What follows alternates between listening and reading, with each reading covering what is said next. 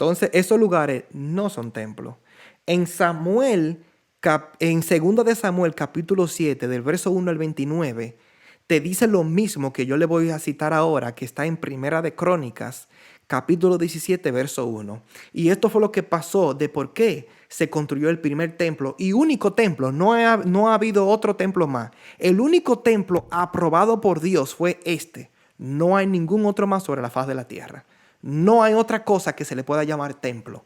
Por ejemplo, aquí dice: aconteció que morando David en su casa, dijo David al profeta Natán: he aquí yo habito en casa de cedro, y el arca del pacto de Jehová debajo de cortinas.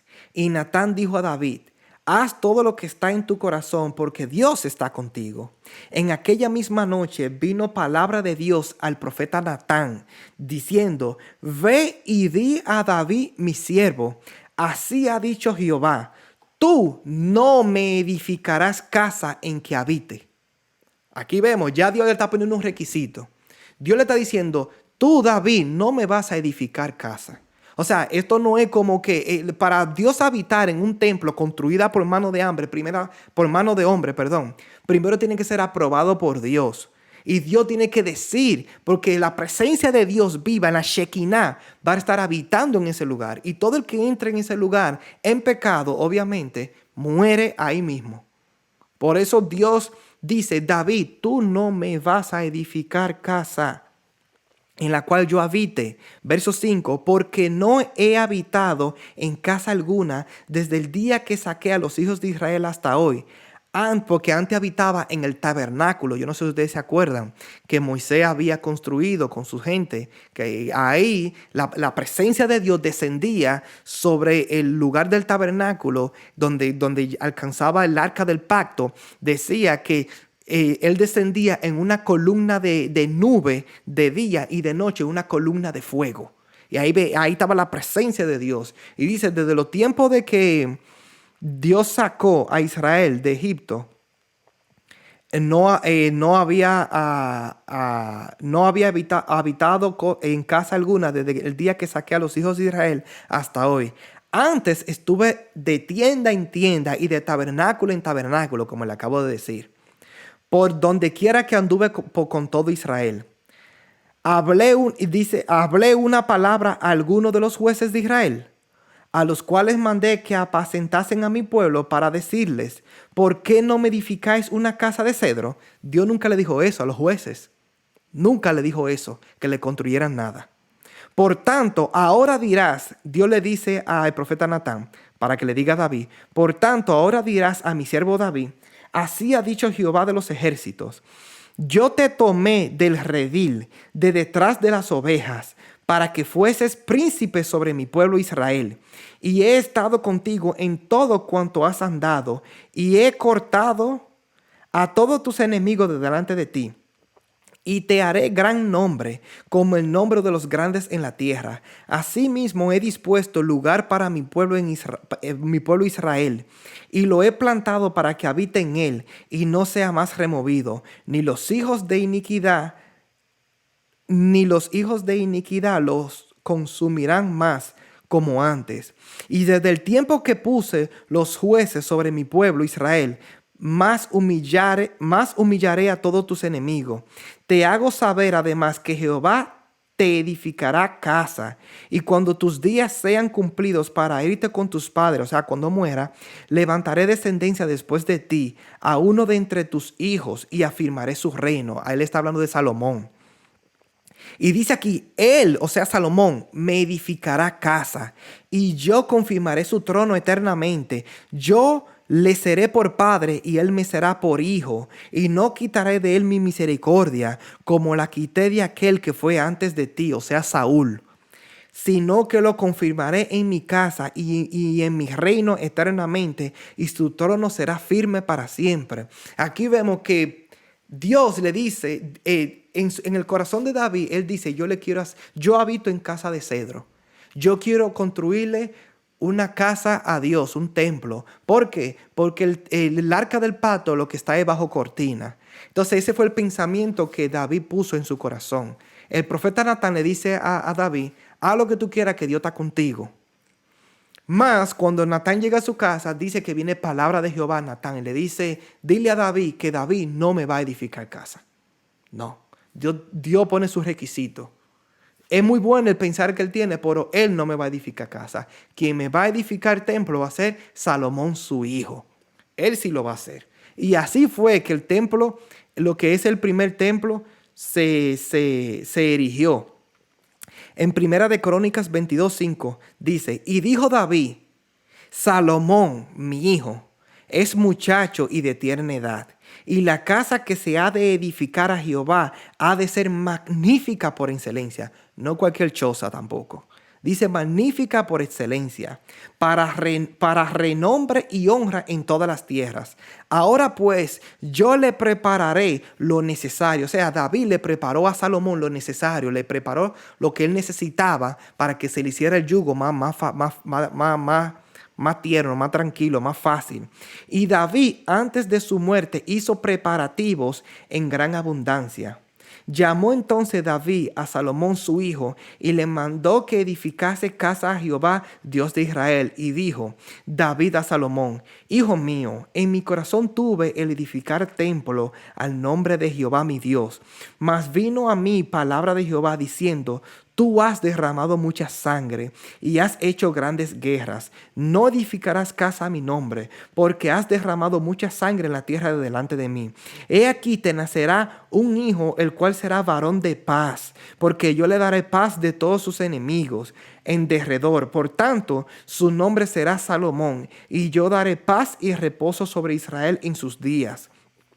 Él edificará casa a mi nombre, y él me será a mí por hijo, y yo le seré por padre, y afirmaré el trono de su reino sobre Israel para siempre. Aquí vemos qué fue lo que Dios le dijo a David, y David vuelve y se lo repite a Salomón su hijo. Y este fue básicamente una ilustración del templo de Salomón, el primer templo. ¿Por qué le llaman el primer templo? Porque sabemos que hubo un tiempo donde Israel se corrompió, los reinos fueron divididos, el reino de Judá, el reino de Israel, y después de mucha apostasía y de mucha idolatría, mucha fornicación que ellos hicieron, Dios envió a Nabucodonosor, rey de Babilonia, sitea Jerusalén, destruye este primer templo y lleva cautivo al pueblo de Judá a Babilonia por 70 años. Esto fue destruido.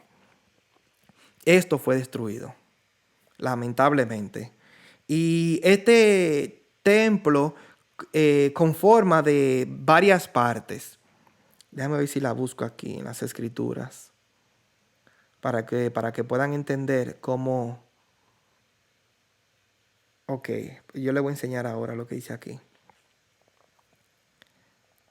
Ese templo tiene sus partes. Por ejemplo, en Hebreos capítulo 9 dice, ahora bien, aún el primer pacto tenía ordenanzas de culto y un santuario terrenal. Ese santuario terrenal yo se lo voy a mostrar ahora. Porque el tabernáculo estaba dispuesto así. Ese era el tabernáculo. Y así mismo el templo. De igual manera como estaba compuesto el tabernáculo, así mismo estaba compuesto el templo. El templo de Salomón, el que yo le mostré en la imagen. En la primera parte, llamada el lugar santo, estaban el candelabro, la mesa y los panes de la proposición. Tras el segundo velo estaba la parte del tabernáculo, llamada el lugar santísimo. Y también del templo era así mismo, el lugar santísimo, el cual tenía un incensario de oro y el arca del pacto, cubierta de oro por todas partes, en la que estaba una urna de oro que contenía el maná, la vara de Aarón que reverdeció y las tablas del pacto, las tablas de los 10 mandamientos, las 2 tablas. Y sobre ella los querubines de gloria que cubrían el propiciatorio, esa era del arca del pacto, de las cuales cosas no se pueden hablar aún con detalle. En ese tiempo no se podía. Y hoy tampoco, porque sabemos que el arca del pacto no está aquí. Dios la escondió Jeremías, no se sabe, está oculta. Y eso le quería enseñar. Pero volvamos otra vez al estudio, donde aquí por esa puerta que ustedes ven ahí, ese es el altar donde se quemaban los inciensos, los holocaustos. Aquí está la fuente del lavacro, donde se lavaba sumo sacerdote y los sacerdotes que hacían los sacrificios entraban por esa puerta que hay ahí, automáticamente entraban por esa puerta. Eso era ya el lugar santo, como ya ustedes vieron en el pasaje. Y después, más adelante, hay un velo que divide el lugar santo del lugar santísimo, y ahí atrás estaba el lugar santísimo, donde solamente estaba el arca del pacto y el incensario de oro. Y en ese lugar habitaba plenamente la Shekinah, la presencia de Dios, y nadie podía entrar ahí. Y ese era el primer templo. Pero después de la cautividad, donde Dios, por medio del rey Ciro, hace que emita un edicto que reconstruyan el templo, y sabemos que Zorobabel y un grupo fueron a Jerusalén y reconstruyeron el segundo templo.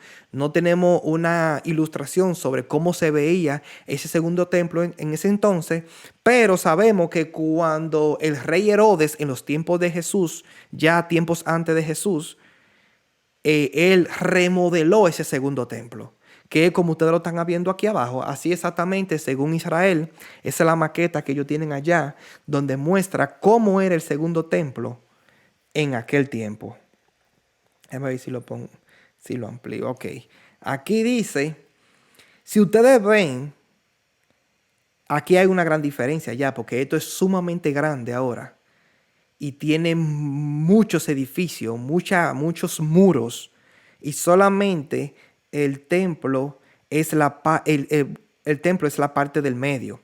Por ejemplo, en griego y también en el hebreo, vamos a buscar lo que es la concordancia de templo.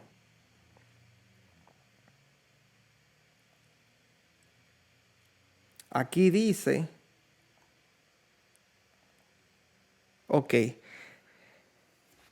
esto es muy importante saberlo, porque en el español no lo podemos entender así, ni en ningún otro idioma, ni en el inglés, ni en el español. ¿Por qué? Porque todas las traducciones son dos palabras que se usan para templo. La primera es del griego 24:11, según la concordancia Strong, que significa hierón, que significa lugar sagrado, los precintos enteros, todos los edificios del templo. Y la otra palabra que se usa para templo es griego 3485, que significa naos, que significa naio, como morar, santuario, capilla, templecillo. Como el templo denota el santuario central en sí mismo del templo. Esas dos palabras, hierón y naos, son las palabras que se usan en griego refiriéndose al templo. Pero en el español no da ese tipo de diferencia, solamente dice templo, tanto en el griego como en el español, templo y ya. Y no podemos identificar qué es o cuál es la diferencia entre una y la otra. Yo les voy a mostrar cuál es la diferencia ahora entre hierón y entre naos. Ahora déjenme ver aquí para que ustedes puedan ver el cursor de la pantalla. Por ejemplo, yo les voy a enseñar ahora.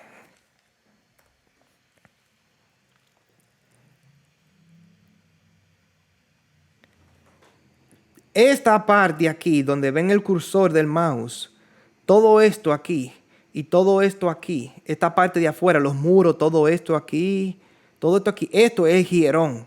Estos son los edificios del templo. Estos son los edificios, estos es el pórtico de Salomón, estos son los lugares de los gentiles, los lugares de la mujer. Aquí era donde se reunía la iglesia y los apóstoles, en estos lugares. No aquí adentro, aquí solamente accesan los sacerdotes. Ninguno puede accesar a este lugar aquí. Esto es lo que denota la palabra como naos. Este pedazo aquí es naos, que es el santuario, donde los sacerdotes son los únicos que tienen derecho a entrar aquí, donde en esa puerta que está aquí está el lugar santo, y más atrás, después del velo, el segundo velo, está el lugar santísimo. Y esto es el naos. Todo esto que está aquí, todo esto, los edificios, es el hierón. Esa es la gran diferencia. La Biblia lo traduce como templo todo y ya, y no da una diferencia entre una y otra, porque en el original griego sí te da la diferencia entre hierón, que son los edificios del templo, los edificios, y el naos, que es solamente esta parte aquí, la capilla, el santuario. El santuario. Y el hierón Solamente la palabra Hierón, que la Biblia la traduce como templo, la última vez que se menciona ya en el libro de los Hechos, ya en la carta de Pablo en adelante hasta el libro de Apocalipsis, ya no se vuelve a mencionar la palabra Hierón. ¿Por qué? Porque ya eso queda destruido. Ya los edificios del templo quedan destruidos. Entonces ya a partir de Corintios en adelante, de Romanos, ya cuando se termina el libro de Hechos en adelante hasta el libro de Apocalipsis, solamente se menciona Naos, que es santuario. El santuario donde está el lugar santo y el lugar santísimo. Y ya no se vuelve a mencionar jamás Hierón. ¿Por qué? Porque ahora yo le quiero decir a ustedes y le quiero enseñar entonces que si esos lugares de reunión que nosotros estábamos mostrando desde el principio, como ya sabemos que eso no es la iglesia, entonces la pregunta es, ¿qué son templos? Entonces no, tampoco son templos, porque ya hemos visto que el único templo de Dios ha sido el templo de Jerusalén. El primer templo que lo construyó Salomón, el hijo de David. El segundo templo que lo reconstruyó Zorobabel en los tiempos de Nehemías y Esdras. Ustedes lo pueden ver allá. Ese fue el segundo templo y lo remodeló entonces el rey Herodes, que fue como lo que ustedes vieron aquí, esta parte aquí. Y Jesús mandó a destruir este templo, porque como ya Jesús vino, Él vino a traer ya un nuevo sistema, porque ya este sistema pertenecía a un antiguo pacto. Entonces, ¿qué fue lo que dijo Jesús? Juan 2:19, respondió Jesús y le dijo, destruid este templo y en 3 días lo levantaré. Dijeron luego los judíos, en 46 años fue edificado este templo y tú en 3 días lo levantarás. Mas él hablaba del templo de su cuerpo. Por tanto, cuando resucitó de entre los muertos, sus discípulos se acordaron que había dicho esto y creyeron la escritura y la palabra que Jesús había dicho. ¿Qué fue lo que pasó aquí? Jesús tenía planes. Jesús dijo, destruyan este templo. Ya, destruyan todo esto. Porque yo lo voy a reedificar el tercer día. Ya Jesús no estaba hablando de este sistema. Jesús está hablando de su propio cuerpo. ¿Qué? La iglesia. La iglesia de Jesucristo. Por eso que tenemos que saber lo que la Biblia enseña.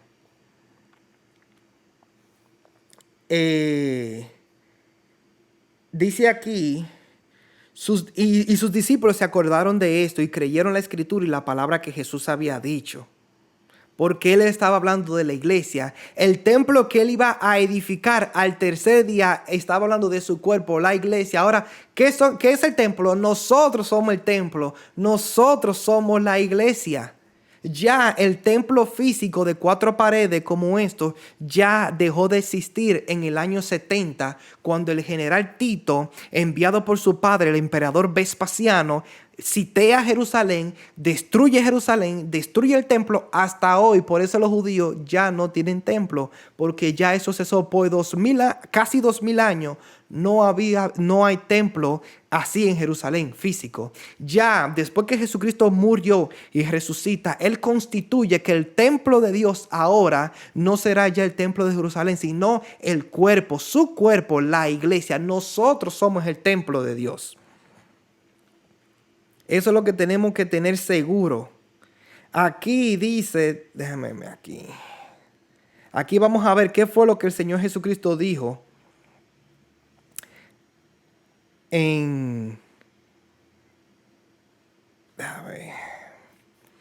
Jesús repitió 3 veces en Mateo 24:1, en Marcos 13 capítulo 1 y en Lucas 21:5 la misma cosa.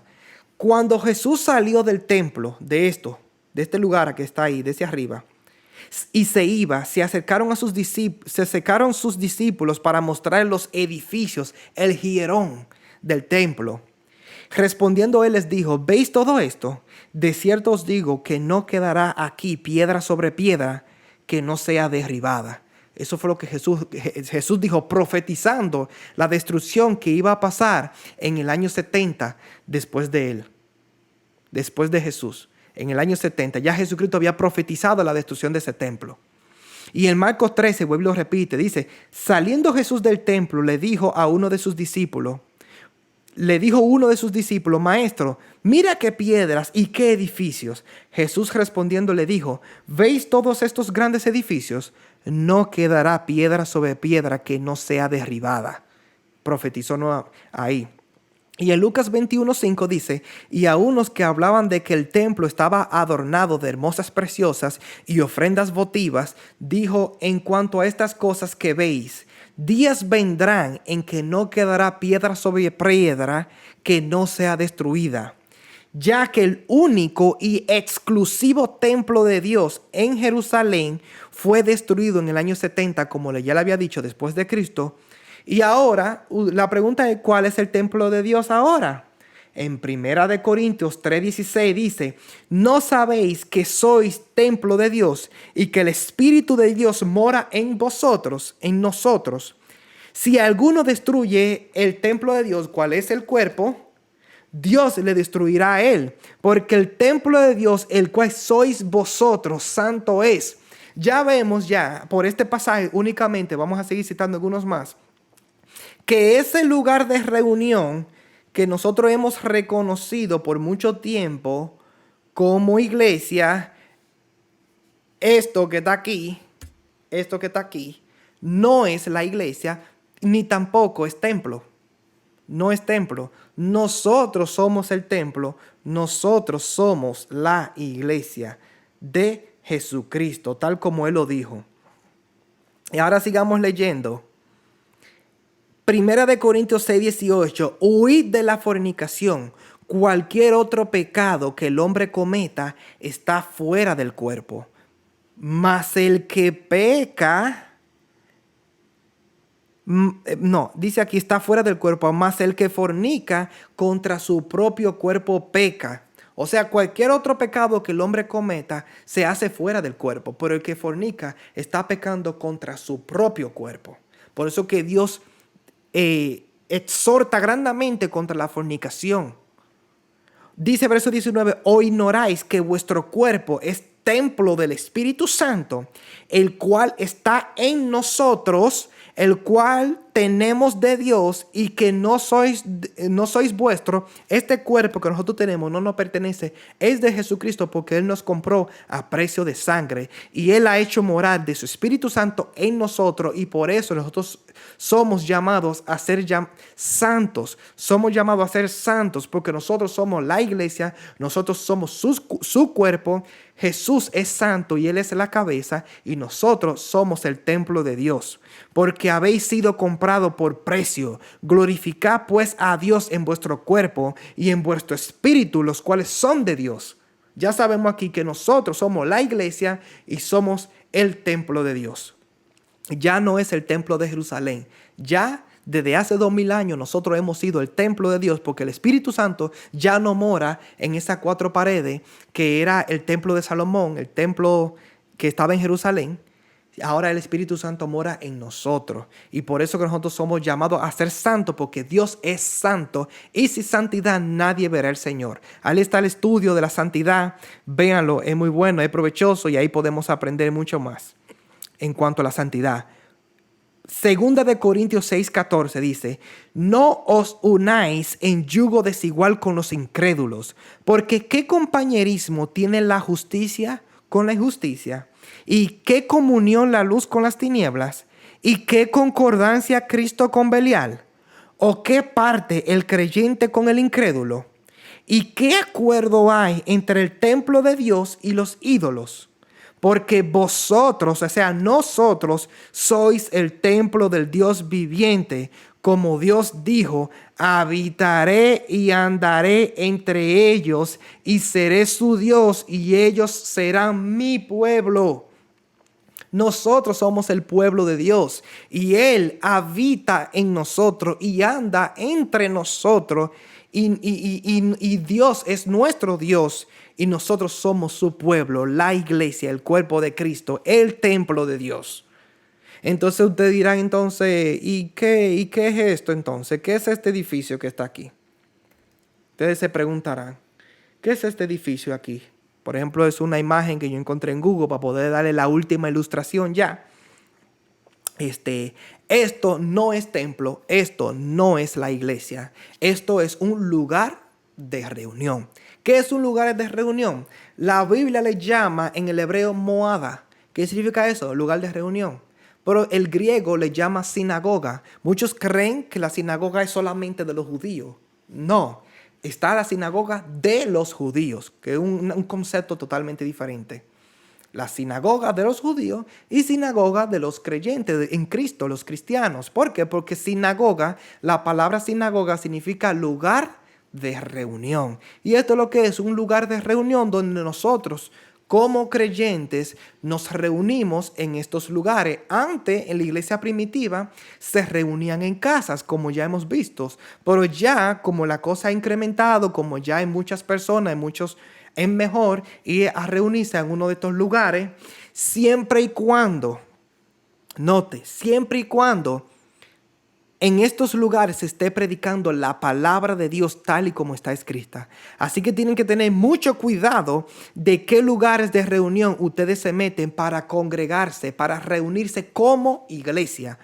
Deben tener mucha cuenta. ¿Por qué? Porque por causa de la apostasía y por causa de líderes mundanos que han aceptado que el mundo entre a estos lugares de reunión y han permitido que la iglesia esté corrompa, y muchos hermanos también flojos en la fe, mundanos, corruptos de entendimiento, réprobos en cuanto a la fe, que han permitido que el mundo entre y toda la basura que el mundo ha querido corrompernos. Tienen que tener mucha cuenta porque muchos de estos lugares de reunión no son de Dios. Muchos están practicando hasta la brujería y la hechicería en muchos de esos lugares. O sea que no todo lugar de reunión que dice ser de Cristo o que dice ser que se predica la sana doctrina, no necesariamente todos tienen que ser de Dios. Porque solamente el Espíritu Santo le puede enseñar a usted a través de las Escrituras cuál es un buen lugar de reunión bíblico con buenos líderes que lideren a las personas, no que lo manipulen, ni que anden adueñándose de la iglesia que le pertenece a Cristo, sino que, como dice el apóstol Pedro, que voluntariamente, con ánimo pronto, no por ganancia deshonesta, no como teniendo señorío de los que están a vuestro cuidado, sino que ellos mismos sean ejemplos de la grey, de lo que ellos cuidan. No como ejercer dominio sobre ellos, ni por ganancia deshonesta, porque muchos de estos lugares de reuniones, lo que se están manipulando las escrituras para trasquilar a las ovejas, para no llevarla a los pies de Cristo, para no edificarla al conocimiento de la verdad que es en Cristo Jesús. O sea, tienen que tener mucha cuenta, y más en este tiempo que estamos viviendo, donde hay mucha apostasía, mucho engaño, mucha manipulación de ganancia deshonesta, muchos líderes falsos que no son puestos por Dios, que son puestos por ellos mismos porque son codiciosos de ganancia deshonesta, y muchos hermanos que no estudian las escrituras, que se están dejando engañar. Y por eso estamos haciendo este estudio, para que todo el mundo sepa, todo lo que ven estos estudios, qué es la iglesia, qué es el templo, la cual somos nosotros, el cuerpo de Cristo, y que estos lugares de reuniones, nosotros elegimos dónde reunirnos, siempre y cuando sea de sana doctrina, bíblicamente, y que sea conforme a la voluntad de Dios, y que sea un lugar donde se practique la santidad, sin la cual nadie verá al Señor. Esa es una. Y dos, que se practique lo que la Biblia enseña tal y como está escrita. Si no es así, salgan corriendo. Si le predican evangelio de coaching, evangelio de la prosperidad, evangelio motivacionales, eso es un evangelio diferente, el cual es enseñado en las escrituras. La palabra dice en Gálatas capítulo 1 que si alguno predicare un evangelio diferente del cual los apóstoles anunciaron, hasta si un ángel del cielo desciende del cielo y les predica un evangelio diferente, sea anatema, esté maldito, bajo condenación. Todo aquel que predica un evangelio diferente del cual los apóstoles no enseñaron, sea anatema. Y todo aquel que practica esta cosa está bajo condenación y maldición. Eso es lo que dice las escrituras, eso es lo que yo creo, eso es lo que yo enseño, porque está escrito aquí en la palabra de Dios. Y sabemos bien que debemos estar bien alerta, bien apercibidos. Hay muchas personas que utilizan hay muchos que utilizan esta cita bíblica de Hebreos 10:25, donde dice, no dejando de congregarnos como algunos tienen por costumbre, sino exhortándonos, y tanto más cuando veáis que aquel día se acerca. Muchos toman estos lugares que si usted no se reúne en estos lugares de reunión, ya usted está en desobediencia contra Dios, usted ya no pertenece a la iglesia de Jesucristo, porque para ellos, en su manipulación, este edificio es la iglesia o es el templo y el único lugar donde usted se pueda reunir. Cuando ya vemos que la palabra enseña que en la iglesia se ha reunido en muchos lugares. En el principio se reunía cuando estaba edificado todavía el templo de Jerusalén. Los que habitaban en Jerusalén, obviamente, se congregaban allá, pero después que se fue destruido, se comenzaron también a congregar en casas, en plazas, en las ciudades, a la orilla del río, a la orilla del mar. Se reunían siempre y cual para la adoración. Y por eso yo le quiero enseñar qué es lo que la Biblia enseña en la concordancia Strong de qué es congregarnos. La palabra congregarnos viene del griego 1997, episunagoge, que viene de la raíz griega 1996, que significa colección completa, específicamente reunión cristiana para adoración, congregar o reunión. O sea, cuando dice no dejáis de congregaros, está diciendo no dejen de reunirse como creyente, como cristiano para adoración. Y esta palabra 1997, episunagoga, viene de la raíz primera, verlo aquí abajo donde lo dice, griego 1996, episunago, que significa recoger sobre el mismo lugar, juntar o agolpar. Aquí como ustedes están viendo, eso es lo que la Biblia enseña sobre no dejáis de congregarse como muchos tienen por costumbre. Eso lo que significa es no dejen de reunirse. Obviamente es necesario reunirse. Muchos de los manipuladores y engañadores sacan este texto fuera de su contexto para manipular las ovejas y someterla al señorío de doctrinas de hombres para que se reúnan en aquellos edificios conocidos por muchas personas como iglesia. Ya sabemos que no son iglesias, también conocidas como templos. Ya sabemos que no es templo, y poder vivir de ellos y manipularlo en los diezmos y en las ofrendas y someterlo a su voluntad y no a la voluntad de Dios. Por eso hay muchos andando desordenadamente dentro de esos lugares de reunión, pues no tienen una convicción, sino una manipulación. Hay muchos que son así, hay otros que no, obviamente. Sabemos que hay de todo. Sabemos que juntamente con el trigo está sembrada la cizaña. Hay muchas personas que tienen una manipulación y no una convicción. Sin embargo, sí debemos de congregarnos, o sea, reunirnos como creyentes seguidamente para exhortarnos, consolarnos, animarnos, ayudarnos, estimularnos y ministrarnos como la familia de Dios unida en un solo cuerpo en Cristo Jesús. Pues el templo de Jerusalén ya no existe y no hay ya más templos, sino el templo de Dios, que es la iglesia de Jesucristo. Nosotros, todos los creyentes, somos, ya sabemos, la iglesia, el templo de Dios. ¿Dónde se debe congregar? En cualquier lugar, en casas, en parques, en lugares públicos, a la orilla del río, donde usted quiera, siempre y cuando se glorifique el nombre del Señor, porque está escrito en Mateo 18:20, porque donde está, hay muchas personas que dicen que este pasaje no cualifica por el contexto que lleva, pero en cuanto a lo que habla de congregarse, mire lo que dice aquí en Mateo 18:20, porque donde están 2 o 3 congregados en mi nombre, allí estoy yo en medio de ellos. Donde hay 2 o 3 personas, ya ahí hay una iglesia, porque son creyentes también. Y ahí Cristo, si en términos de adoración y de consolación, exhortación y reunión para lo que es enseñanza de las Escrituras, ya ahí hay una iglesia. Y dice que Cristo está en medio de nosotros. No necesita haber 200 gente o 300 gente para que sea una iglesia. Simplemente con 2 o 3 congregados en el nombre de Jesús, ahí habita Jesús en medio de ellos. Y Juan 4:20, hablando con la mujer de Samaria, con la samaritana que estaba hablando con él en el pozo, dice ella: nuestros padres adoraron en este monte, y vosotros decís que en Jerusalén es el lugar donde se debe adorar. Como muchos dicen, que solamente se debe adorar en el lugar de reunión o allá en ese lugar. Así mismo decían los judíos que se debería adorar en aquel tiempo en el templo. Y mira lo que les responde Jesús. Ella le dice, nuestros padres adoraron en este monte y vosotros, o sea, los judíos, dicen que en Jerusalén es el único lugar donde se debe adorar. Jesús le dijo, mujer, créeme, que la hora viene cuando ni en este monte ni en Jerusalén adoraréis al Padre. Vosotros adoráis lo que no sabéis. Nosotros adoramos lo que sabemos, porque la salvación viene de los judíos. Mas la hora viene y ahora es, en aquel tiempo dijo eso, y ahora es cuando los verdaderos adoradores adorarán al Padre en espíritu y en verdad. Porque también el Padre tales adoradores busca que le adoren. Dios es espíritu y los que le adoran en espíritu y en verdad es necesario que le adoren.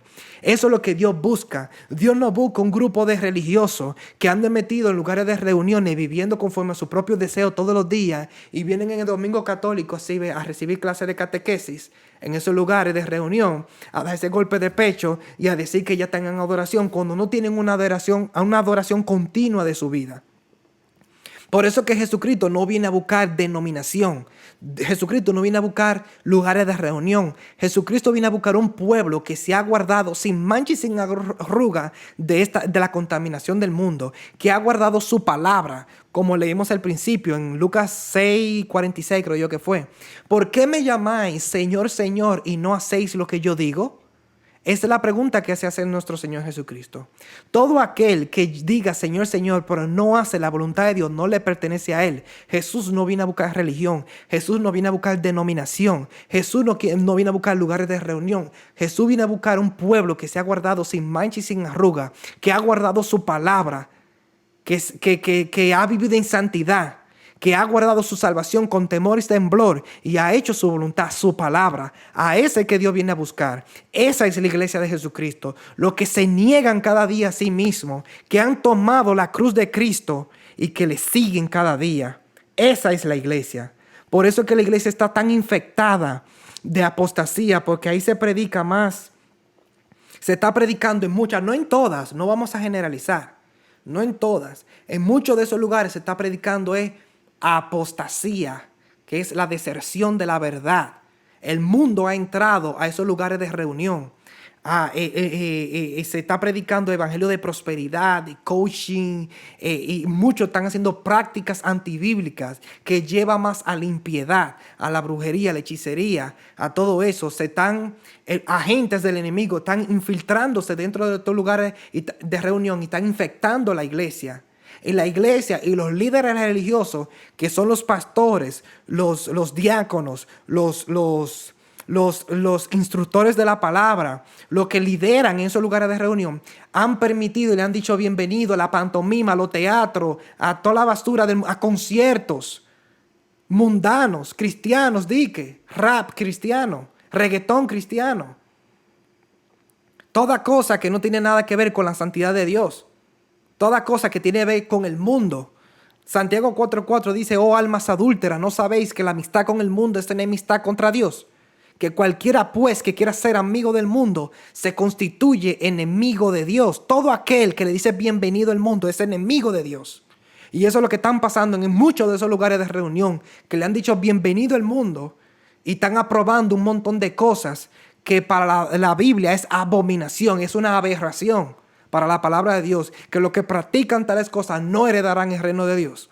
Por eso es que tienen que estar muy alerta en este tiempo que estamos viviendo, porque estamos viviendo los tiempos del fin. Pónganse sobrio en todo momento.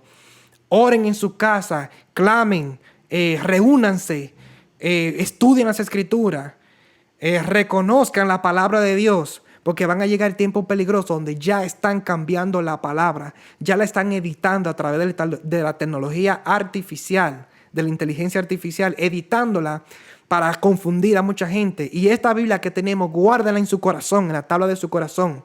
Guárdenla porque llegará un momento donde van a querer eliminar la verdadera palabra de Dios. Por eso que dice la palabra en Isaías 55, buscad a Jehová mientras pueda ser hallado, llamadle en tanto está cercano, deje el hombre impío su camino y el hombre inicuo sus pensamientos y vuélvase a Jehová, de cual tendrá de él misericordia y el Dios nuestro que será en amplio en perdonar. Ahora que todavía es el tiempo, estudien las escrituras, guarden la palabra, santifiquémonos cada día, guardemos la palabra, ayudemos al prójimo.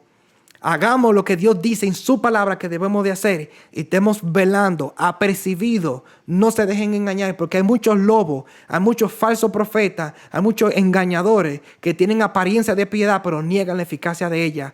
Jesús dijo, guardaos de los fariseos, guardaos de la levadura de los fariseos, que es la hipocresía. Eso le dijo Jesús. Guardaos también de los falsos profetas que vienen a vosotros vestidos de oveja pero son lobos rapaces. El Señor lo dijo, el Señor los advirtió. Y dijo 3 veces, Mateo 24, Marcos 13, Lucas 21, mirad que nadie os engañe. Él lo dijo, Él lo advirtió, no se dejen engañar. Dios se les guarde, Dios les bendiga y espero que este estudio sea de bendición para cada uno de vosotros y nos vemos en otro estudio más.